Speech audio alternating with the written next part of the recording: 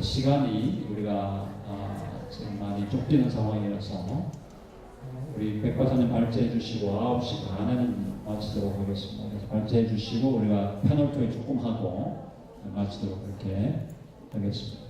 우리 아까 있었던 우리 청년 학생들이 좀 바쁜 시간이어서 먼저 가셨지만 가지 마시고 다른 분들은 자리 좀 해주시면 좋겠습니다. 먼저 우리 백정진 박사님 현재 베스퍼스 합창단의 지휘자로 지금 수고하고 계시고 영락교회의 성가대 지휘자로도 지금 활동하고 계시고 그리고 지금 교회 음악의 갱신에 대해서 남다른 관심을 가지고 지금 노력해오고 계신 아주 귀한 우리 박사님이신데 오늘 교회 음악 갱신과 예배 음악의 회복이라고 좀 이렇게 되어 있었는데 그리고 베스퍼스 프로젝트, 베스퍼스 합창단이 어떤 프로젝트를 지금 하고 있는지 그걸 또 중심으로 해서 교회 음악 갱신과 예배 음악의 회복이라는 주제를 가지고 발제해 주실 때 우리 박수로 환영하겠습니다.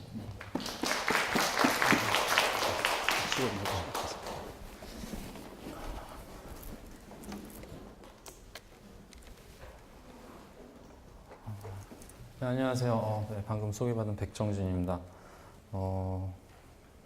여기 청년들이 아까 있어서 되게 기대가 됐었는데, 그러니까 정말 한 하나님을 섬기는 지체구나라고 생각을 했던 게 아까 앞에서 말씀하신 어떤 CCM이나 어떤 제가 지금 또 얘기하고자 하는 어떤 전통 예배나 클래식 음악에 관한 것들 굉장히 공통되는 점이 많은 것 같아요. 굉장히 사실 그래서 저는 현재로서는 지금 마지막 그 패널 시간이 굉장히 기대가 되는데 빨리 끝내고 싶습니다. 아무튼 그 시간을 잘 하기 위해서는 너무 길게 갈 필요는 없을 것 같고요. 간단하게 좀 앞에 들어가는 말을 좀 하고 시작해 보겠습니다. 먼저 이제 바하 음악에 대해서 조금 얘기를 들으셨고요. 그러니까 과거에 있었던 하지만 아직 여전히 가치를 가지고 있는 어떤 음악, 그리고 CCM이라는 이제 현재 진행되고 있는 어떤 음악. 제가 지금 하고자 하는 어떤 베스퍼스 프로젝트에 대한 설명이나 제가 또 이제 초점을 맞추고 싶은 거는 과거에도 있었고 그 과거를 그 어떤 전통을 통해서 현재에도 끊임없이 어떤 현대적인 어떤 감각으로 계속 이어지고 있는 어떤 예배들에 대해서 그러면 전통의 기반 위에 어떻게 우리 이 시대를 사는 아까 그 300년 전에 바하의 음악이 이 시대를 사는 우리한테 어떤 음악이 있었을까도 또 일맥상통할 수도 있지만 어떤 예배로가 가능할 수 있을지에 대해서 실현 가능한가에 대한 것들에 대한 고민을 좀 나눠보고자 합니다. 그에 앞서서 음악 용어에 대해서 조금 설명을 좀 나눴으면 좋겠습니다. 예배 음악이란 교회 음악과 예배 음악이라는 용어가 그냥 한번 찬찬하게 짚어보고 넘어갔으면 좋겠는데요. 일단 한번 이렇게 생각을 해볼게요. 핸델의 메시아는 교회 음악일까요? 맞습니다. 교회 음악입니다. 그렇다면 핸델의 메시아는 예배 음악일까요? 몇 분이 아니라고 하시는데 일단 현재로서는 아니라고 대답을 하겠습니다. 왜냐하면은 그 오리진 있잖아요. 왜 어떻게 그 음악이 생겼는가와 어떤 이제 그 음악이 어디서 연주되기 위해서 작곡되었는지 그거를 봤을 때 아니라고 말할 수 있습니다. 핸델이 활동하던 시절 오라토리오는 이제 오페라 상연이 제한되던 사순절 기간이 있습니다. 거룩하게 이제 금식의 어떤 문화적인 것과 모든 것에 대한 아껴야 되는 그 기간에 어떤 무대 의상이나 어떤 여러 가지 비용 절감과 대신에 또 성경적인 어떤 내용까지 충족을 시켜야 되는 어떤 그런 대체적인 무대 위에 올리는 음악 극으로서 오라토리오가 상연이 됐었습니다. 그 중에 이제 굉장히 당시로서 요즘 말로 이제 대박을 쳤던 음악이 이제 메시아였기 때문에 그러니까 쉽게 이야기하면 이 작품들은 예배가 아닌 연주회, 콘서트용 음악이었죠. 하지만 내용 자체는 성경에 기초를 했기 때문에 교회 음악이라고 말은 할 수 있습니다. 하지만 이제 제가 또 이거 왔다 갔다 해야 돼서요. 아무튼 일단 감사합니다.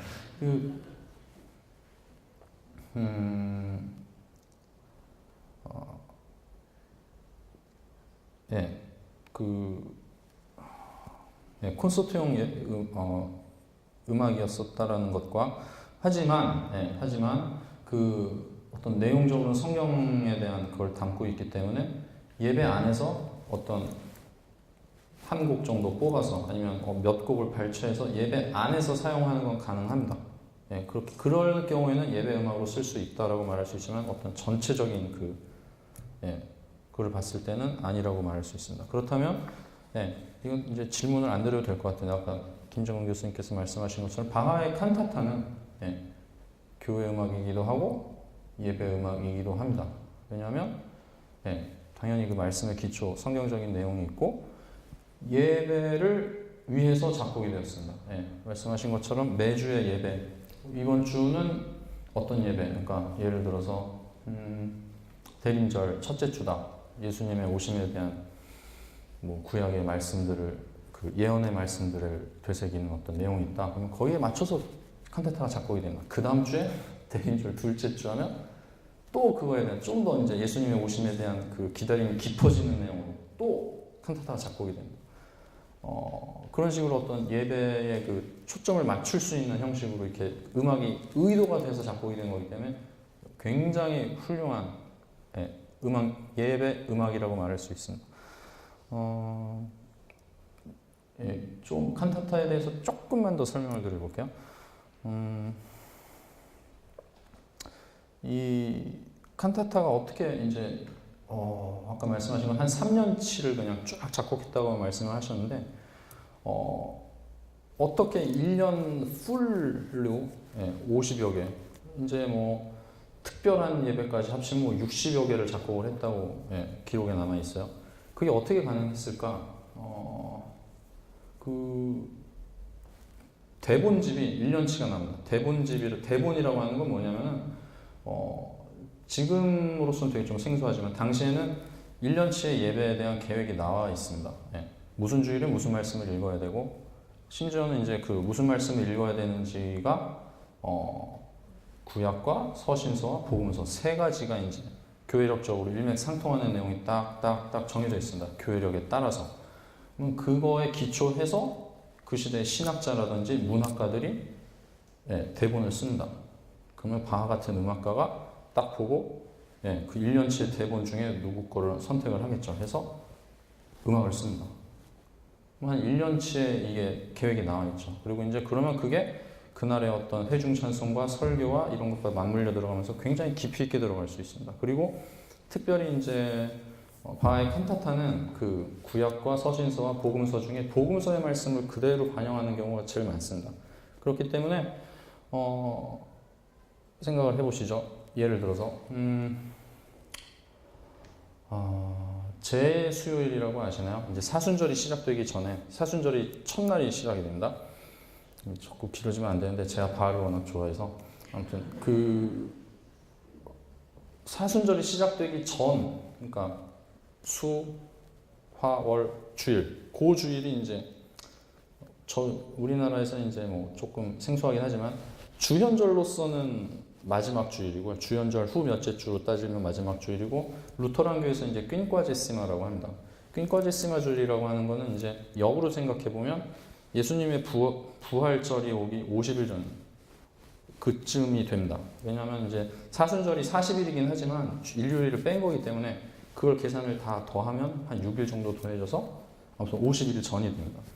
그 퀸과제시마 주일이 갖고 있는 신학적인 어떤 리터지컬한 교회력적인 의미가 뭐냐면은 예수님의 사순절이 이제 곧 시작이 되기 때문에 고난과 그 부활까지 예상을 하고 있어요. 지금 말이 좀 점점 어려워지나요? 그러면은 예수님께서 그날에 읽는 말씀이 이거예요. 복음서가 내용이 이거예요. 내가 이제 예루살렘에 올라갈 텐데 성경에 쓰여 있는 대로 이렇게 사람들에게 팔려서 고난받고 죽을 것이다. 근데 제자들은 그게 무슨 말씀인지 몰랐다. 여기까지예요. 그거에 대한 내용이 칸타타로 그대로 들어갑니다. 개막 합창에 고대면 이제 말씀을 들었겠죠 회중들이. 근데 그걸 노래로 한 번 더 하니까 아 그렇구나. 두 번째 합장에서 뭐가 나오냐면은 그에 대한 반응이 나와요. 아 주님께서 예루살렘으로 가셔서 이제 돌아가시러 가는데 저는 주님의 그 십자가를 안 갖고 따라가야 됩니까? 약간 고민이 시작이 되는 거죠. 그러다가 한번 그 다음에 레치타티브에서 예수님께서 올라가시기 전에 무슨 일이 있었죠? 그 변화산상에서의 그 변화되신 영광스러운 모습이 있었잖아요. 다시 고민이 깊어지는 거죠. 우리들은 약해서 그 예수님의 그 변화됐던 영광의 모습만 바라보는데 하나님 하지만 우리 자신을 주님의 십자가에 못 박고 따라가기 원합니다 하면서 이게 음악이 확 역전이 나와요. 굉장히 기뻐요. 그 다음에는 굉장히 이제 즐겁게 주님을 따라가고자 하는 아리아가 나오고 마지막 합창에 이제 주님의 그 선하심으로 우리를 죽여주시고 그 은혜로 우리를 다시 살려주셔서 어떤 굉장히 좀 그런 역설적인 부활을 예상을 하는 그 50일 후에 있을 부활까지 그 예비를 하는 코랄이라고 그러죠. 그러니까 그 당시에 코랄이 이제 요즘에 회중 찬송입니다. 그러니까 어떤 복음서 말씀에 대한 개인의 반응과 그 역전과 온 회중의 반응이 그 칸타타 안에 다 들어가 있습니다. 그래서 뮤지컬 설먼이라고 그러죠. 그러니까 음악적 설교라고 합니다. 그 정도까지 이제 묵상이 들어가고 나면 이제 뭐 굉장히 그 다음에 설교를 들을 때는 굉장한 준비들이 돼 있겠죠. 어떤 마음 영적으로 열려 있고 어떤 그런 역할로서의 예배 음악입니다. 그렇고요. 예배 음악에는 또 그 외에 지금은 칸타타에 대해서 설명을 좀 굉장히 많이 드렸는데 어떤 음악들이 있을까요?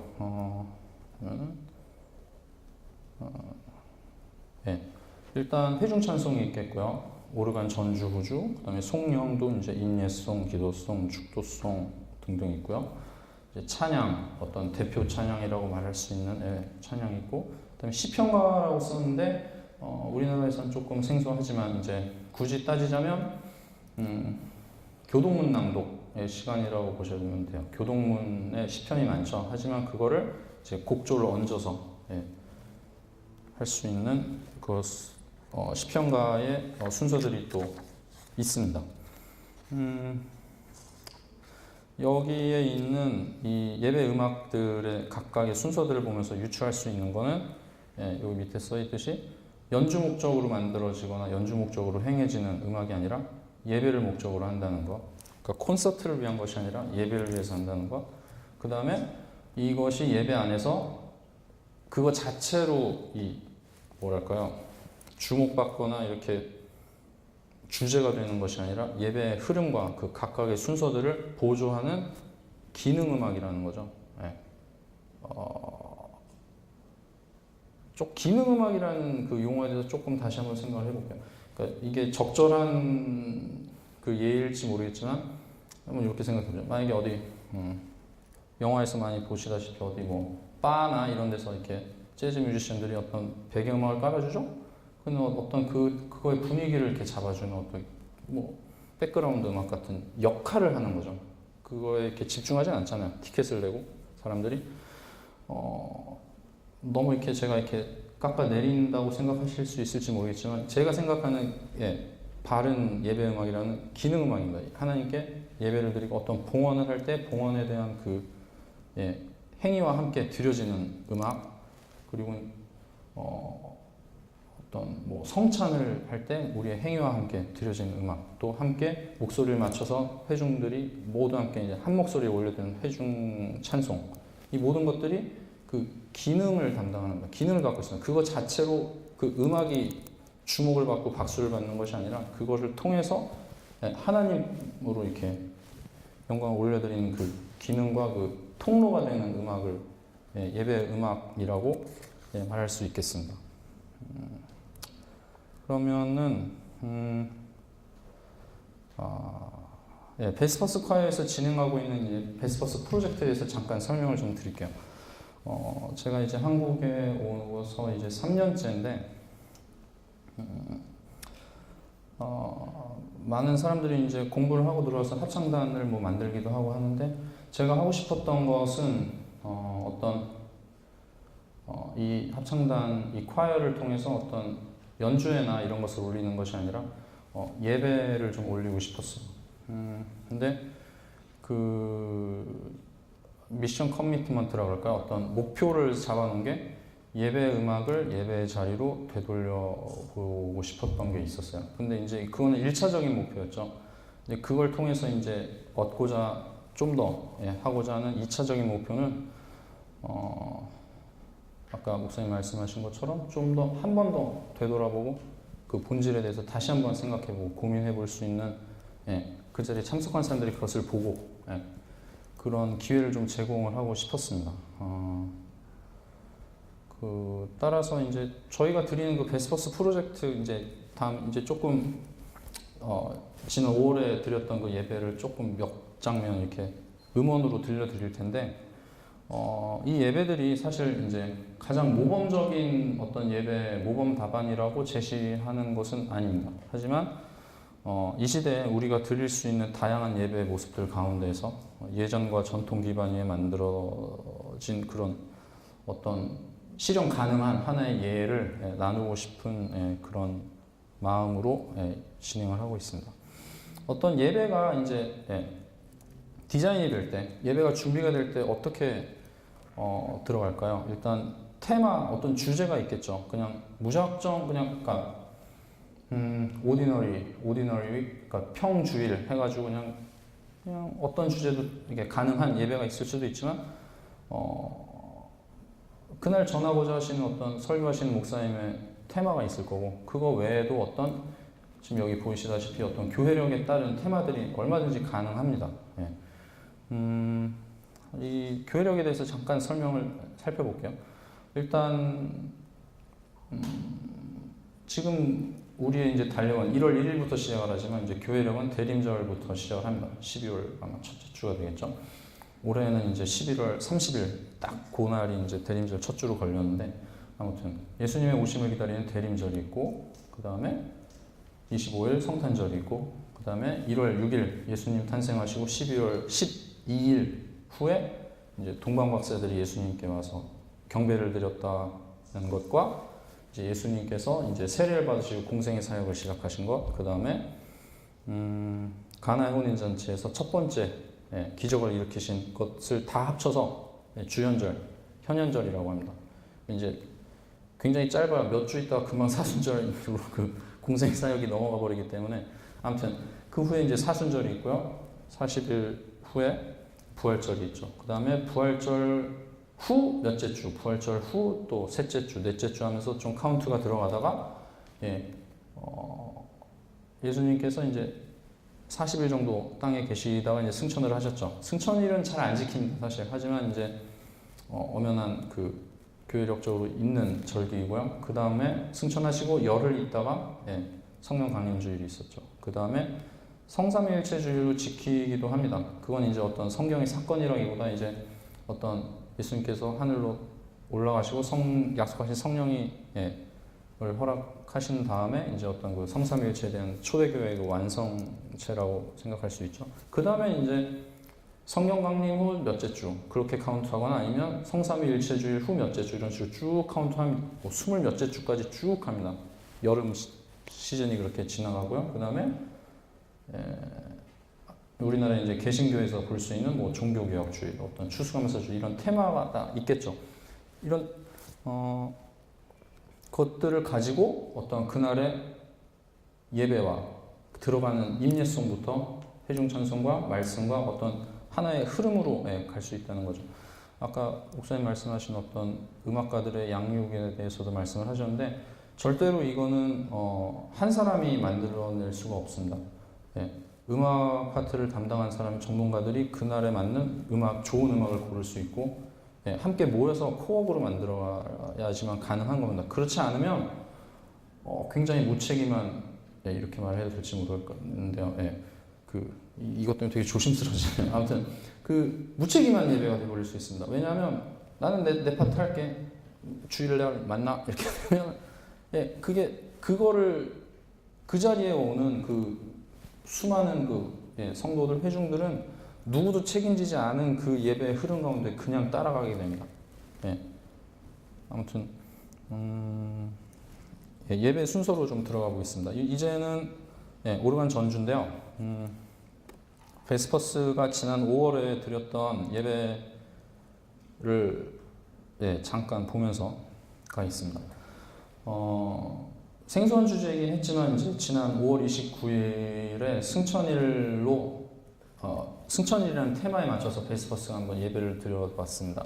이 예배는 이제 이븐송이라고 그래서요. 그러니까 베스퍼스도 또 이제 같은 용어인데 이제 저녁 예배입니다. 저녁 예배. 그러니까 주일 예배, 주일 아침 예배랑은 살짝 다른 순서이긴 한데 형식이 살짝 다르긴 하지만 어떤 이렇게 예배를 드릴 수 있다는 어떤 가능성에 대해서 조금 실제로 라이브로 한번 볼 수 있는 그런 걸로 한번 준비를 해봤었습니다.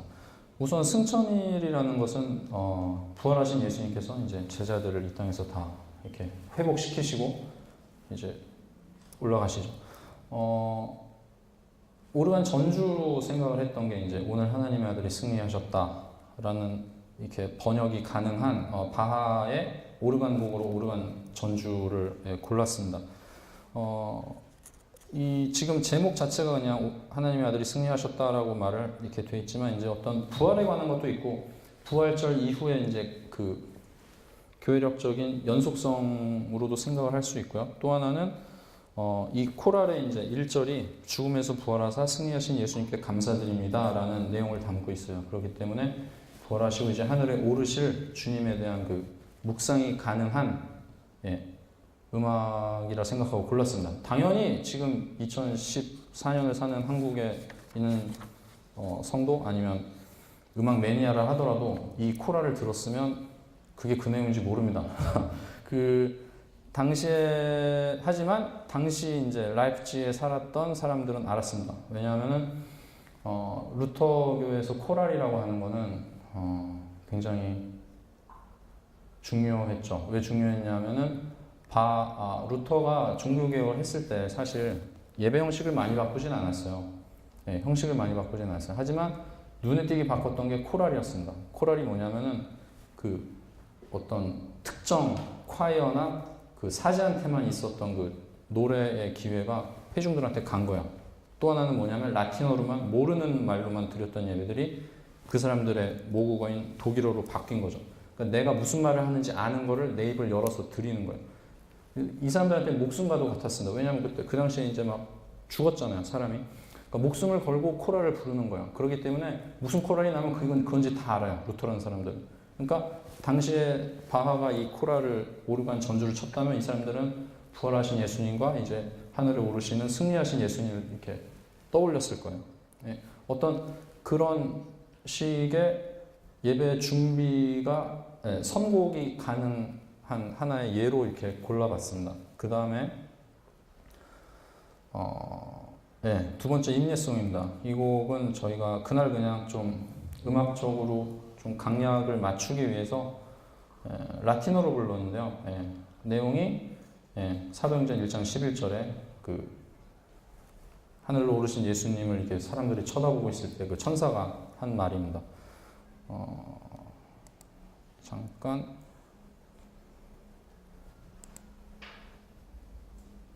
지금은 이제 오르간 프렐류드입니다.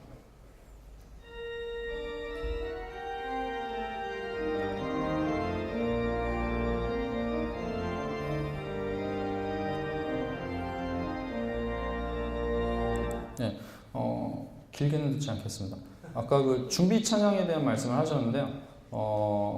그러니까 이것도 오르간 전주도 뭐랄까요? 그냥 와서 준비하는 백그라운드 뮤직 정도로 생각할 수도 있지만 좀 더 적극적으로 능동적으로 생각을 한다면 이미 예배의 시작을 알리고 있습니다. 왜냐하면 그날 예배의 테마를 담고 시작을 했기 때문에 굉장히 그러니까 전통교회에서도 어려운 문제입니다. 오르간 전주는 너무너무 시끄럽기도 하고 그거에 대한 기능이 뭐냐에 따라서도 여러 가지 좀 논의가 많긴 하지만 어쨌거나 예배 이미 시작이라는 것 그렇게 생각해 주시면 되고요. 두 번째로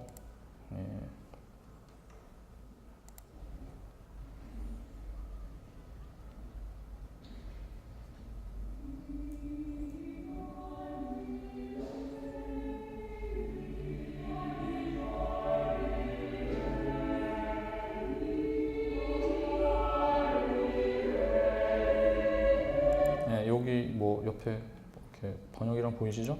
이거를 골랐던 이유는 임예송, 그러니까 윌리엄 버드는 이제 요 시대를 살았던 이제 영국의 작곡가입니다. 이 시대에 이 윌리엄 버드가 승천일 예배를 위한 임예송으로 쓴 곡입니다. 그러니까 정확하게 이 예배를 위해서, 그러니까 그날의 베스퍼스 예배를 위해서가 아니라 그 당시 그가 살던 승천일 예배를 위해서 작곡했던 곡입니다. 임예송이라고 하면 어떤 하나의 송영이라고 할 수 있을 텐데, 지금 이제 현 시대 이제 교회에서는 1년 내내 같은 송영을 쓰기도 하고, 뭐 어떤, 예, 그렇죠. 아니면 어떤 조금 어떤 교회력에 대한 이해가 있는 지휘자를 가진 찬양대라면 절기마다 좀 바꾸기도 하죠. 어쨌거나 이만큼으로 그날 예배를 위해서 송영도 디자인이 되었었다는 것을 좀 얘기를 하고 싶었습니다. 그 다음에 다 같이 일어서서 그 회중 찬송이 있었습니다. 요거는 이제 뒤에 회중 찬송이 한 번 더 나오기 때문에 넘어가겠습니다. 그 다음에 여기 기도송의 순서가 있는데요. 요것도 한번 볼게요.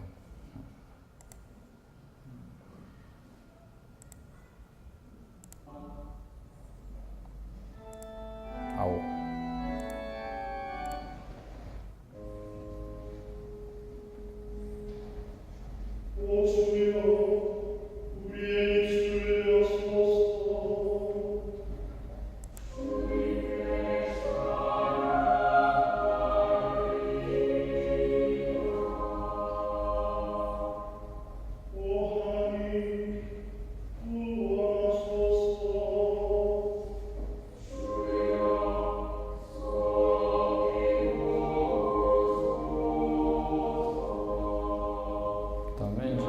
영광송입니다. 성부, 손자, 성령에 대한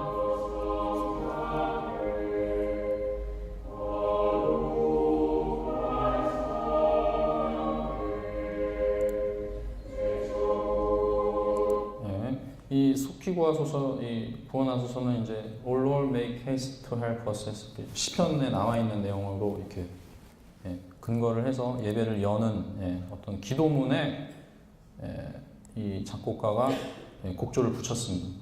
지금 이 기도문은 정해져 있는 영국 전통교회에서는 정해져 있는 기도문입니다. 그래서 이 내용에 수많은 작곡가들이 지금까지도 쓰고 있습니다. 아무튼 그 다음에 이제 시편가 순서인데요. 그러니까 아까 말씀드린 것처럼 그 교독이죠. 그러니까 이날 드렸던 시편가의 형식은 약간 미국 지금 장로교에서 이루어지고 있는 그 시편 창인데요.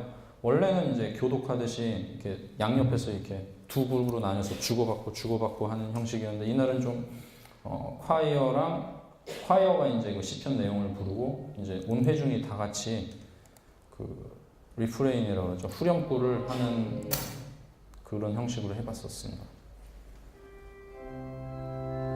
오르간이 먼저 멜로디를 한번 주고요. 그 다음에 선창자가 먼저 한번 부릅니다. 그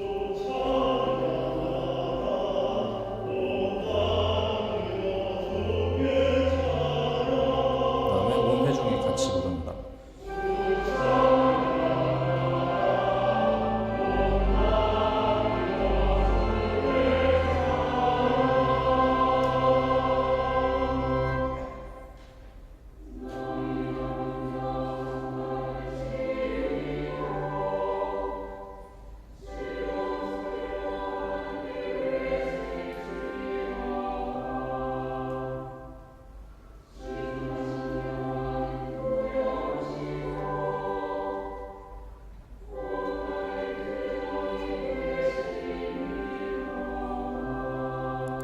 이런 식으로 가고요. 이날 시편 47편을 고른 이유는 저희가 마음대로 고른 게 아니라 어느 정도 예배 그 디자인 뭐랄까요? 지침서라고 그러나요? 정해져 있습니다. 어느 주일에는 어떤 시편을 불러야 되는 그런 것들이 좀 정해져 있는데요. 보시면 알다시피 하나님께서 즐거운 함성 중에 올라가시며 나팔소리 중에 올라가시도다. 어떤 승천의 그것을 표현할 수 있는 시편가를 골랐습니다. 그렇게 되고요. 조금 건너뛸게요.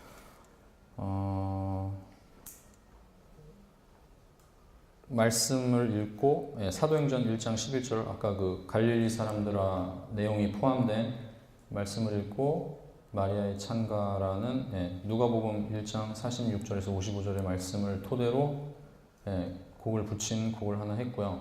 그 다음에 두 번째 말씀 에베소서 1장 15절 23절 이 역시 이제 승천의 내용을 그 만물 안에서 만물을 충만하게 하시는 하나님 이렇게 이 땅의 사역을 완성하시고 승리자로 오르신 예수님에 대한 내용을 담은 말씀을 읽었고요. 이 말씀도 저희가 정한 게 아니라 이제 그날 예배를 위해서는 이러이러한 말씀을 읽도록 정해진 그 렉셔너리가 있습니다.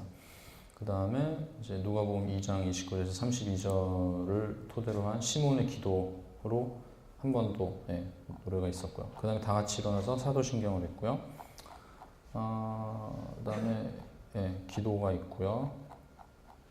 설교가 있었습니다. 이분송 그 저녁 예배에서 설교가 없을 때도 있는데 설교를 했었고요. 그 다음에 이 찬양은 이제 Let all the world in every corner sing. 그러니까 온 땅에 있는 구석구석의 모든 만물들아 찬양할지어다. My God and King. 이 곡은 이제 본 윌리엄스의 Five Mystical Songs. 그러니까 5가지 신비한 노래라는 곡 중에 마지막 5번째 노래입니다. 근데 이 곡의 첫 번째 곡의 제목이 이스터입니다. 그러니까 Rise up, Thy Lord is risen. 너희 마음아 일어나라.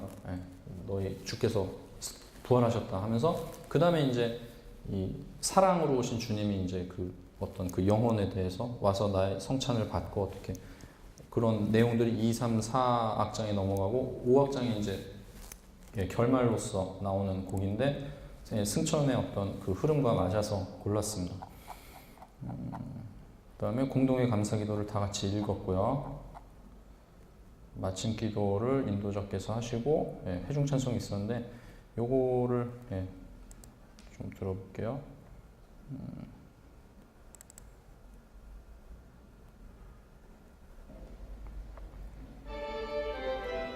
앞에 이런 트럼펫 사운드는 좀 그날 저희 오르가니스트가 만들었습니다. 어떤 소스를 토대로 어떤 나팔 소리는 보통 이렇게 승천하시는 예수님에 대해서 이렇게 묘사하는 경우가 많습니다. 그 엘리야가 병거 타고 올라갈 때 나팔 소리와 같이 올라왔다 그러죠. 어떤 그런 것과 같이 일맥상통한다고 보시면 됩니다. 그리고 저희가 이 베스퍼스 프로젝트를 하면서 이렇게 오르간을 함께하는 이유는 저희가 오르간과 함께할 때 이렇게 마이크로 하지 않습니다. 오르간으로만 인도를 하고 온 회중들이 그냥 울림 안에서 같이 노래합니다. 그러니까 일방적으로 누가 리드를 하는 것이 아니라 맞춰서 다 함께 올려드리는 어떤 상징성도 있습니다.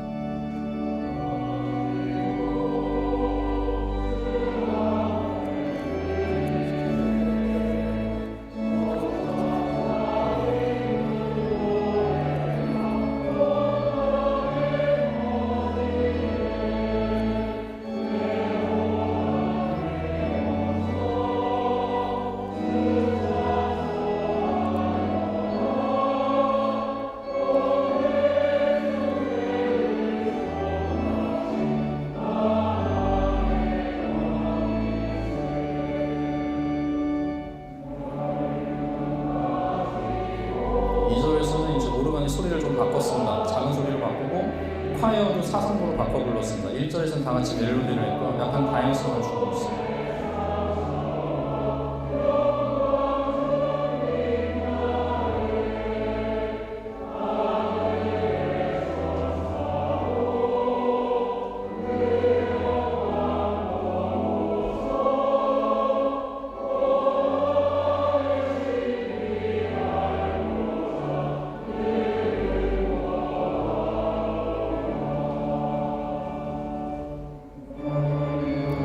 다시 한번 사운드가 바뀌면서 이제 테스탄트가 올라간다.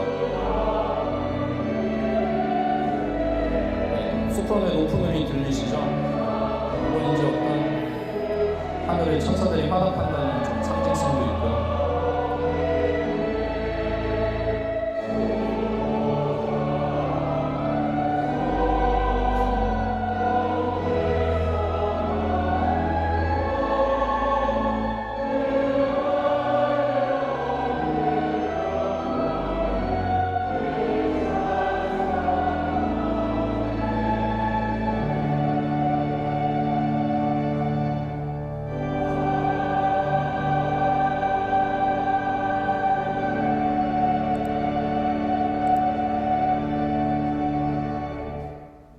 그 내용들이 몇 개 더 있는데 여기서 그만해야 될 것 같고요.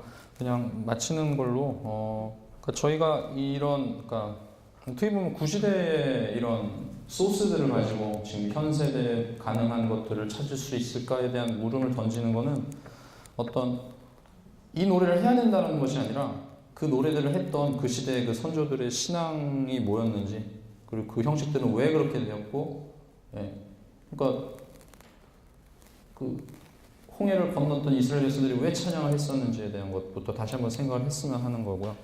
그리고 그것들을 이제 후세대들과 공유하고 물려주는 것이죠. 그러니까 보편성에 대해서 말씀을 하셨는데 그 이스라엘 백성들한테 이제 나중에 여호수아 세대로 넘어갈 때 그런 말씀이 있었던 걸 기억을 해요. 그러니까 이 돌들이 뭐냐고 물어볼 때 이렇게 가르쳐라 하거든요. 그러니까 너희 하나님께서 너희들을 이렇게 이국에서 그러니까 하나의 돌을 봤을 때 무슨 생각을 하냐면 다 같은 생각을 해야 되는 거죠. 마찬가지로 어떤 찬송을 할 때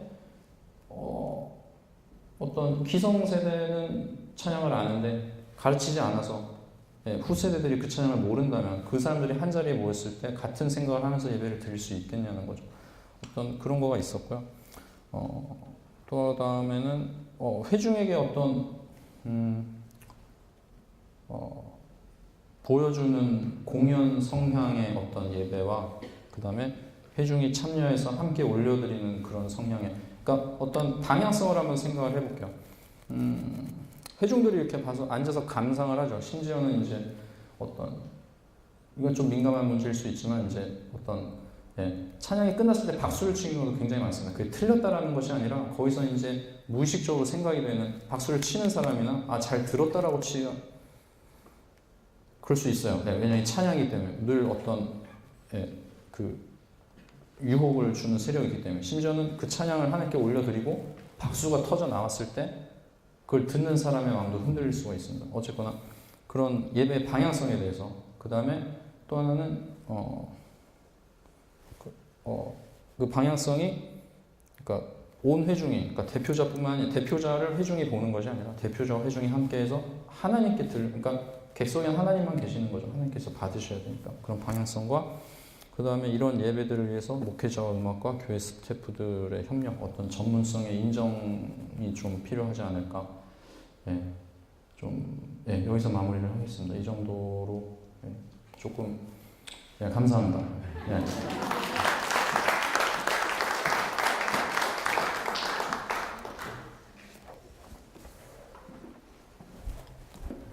오늘 귀한 우리 발전주관에서 귀한 강의 주셨고 베스퍼스 합창단을 통해서 지금 교회 음악 갱신을 위해서 수고하는 작은 시대를 보여줬습니다. 일단 이제 우리 패널 토의 시간을 하겠고요. 우리 발제자 세 분 나와주시고 자리 좀 앞에 앉아주시고 그 다음에